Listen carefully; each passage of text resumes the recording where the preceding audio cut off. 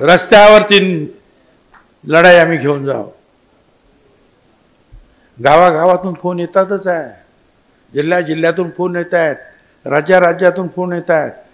भुजबल साहब आओ, हम आपके साथ है, ताकत बढ़ाओ. आणि होय संघर्ष करो, आणि होय खरं आहे, मी संपूर्ण राज्यात जाणार आहे. आणि एवढंच नाही तर अनेक राज्यातून जाणार आणि पुन्हा एकदा जो आहे ओबीसीचा एल्गार पुकारणार. कभी डर न लगा मुझे फासला देखकर, मैं बढ़ता गया रास्ता देखकर. खुद नजदीक आती गई मंजिल, मेरा बुलंद हौसला देखकर. हौसला तुम्हारा बुलंद रखो.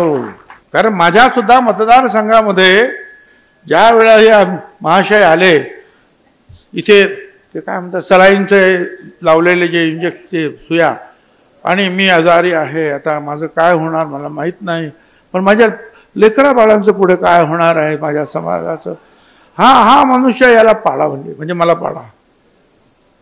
खूप प्रयत्न झाला, त्याचा परिणाम सुद्धा झाला. परिणाम असा झाला की जवळ 60-70 हजार मतं माझी कमी झाली. पण तिथल्या सगळ्या लोकांनी, हिंदू मुसलमान, त्यात मराठा समाजाचे सुद्धा आमचे लढवईत 5% का 10% काय असतील मतं ते आम्हाला पडलेच. परंतु संपूर्ण आदिवासी समाज, संपूर्ण दलित समाज, संपूर्ण मुसलमान समाज, संपूर्ण गुजराती मारवाडी समाज, संपूर्ण ओबीसी समाज एकजुटीनं उभा राहिला. आणि आज छगन भुजबळ तुमच्या काही लोकांच्या आपल्याबद्दल काही वेगळंच मत झालेलं आहे असं वाटायला लागलंय मला. हे काय भुजबळ, त्यांना मला सांगायचं आहे, मेरे बारे में कोई राय मत बनाना गालिब, मेरे बारे में कोई राय मत बनाना गालिब. एक ऐसा दौर आएगा, मेरा वक्त भी बदलेगा और तेरी राय भी बदलेगी.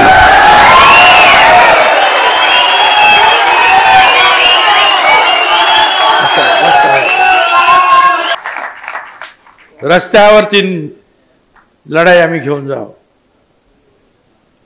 गावागावातून फोन येतातच आहे, जिल्ह्यातून फोन येत आहेत, राज्यातून फोन येत आहेत.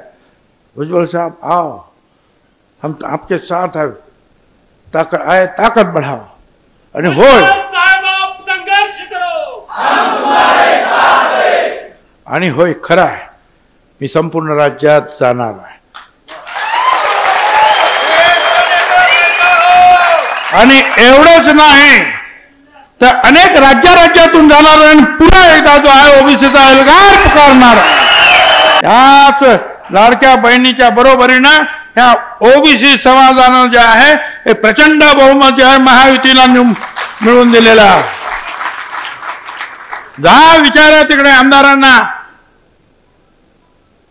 काही लोकांना भ्रम आहे की आमच्या फक्त लाडक्या बहिणी. अरे लाडक्या बहिणी फक्त लाडक्या बहिणी नाही ना, याही गोष्टी आहेत ना तिथे. महत्वाचं हे आहे. उलट काही लोकांचं म्हणणं की नाही हे 1 नंबरला आहे आणि मग लाडक्या बहिणीची शक्ती आहे. पण ज्या शक्ती ते आता मी माझे इतर जे आहेत आमचे ओबीसी आमदार आहेत, तिथे मंत्री झालेले, त्यांच्याबद्दल मी स्वतः काही कमेंट करणार नाही. इतरांनी ती कमेंट केलेली आहे.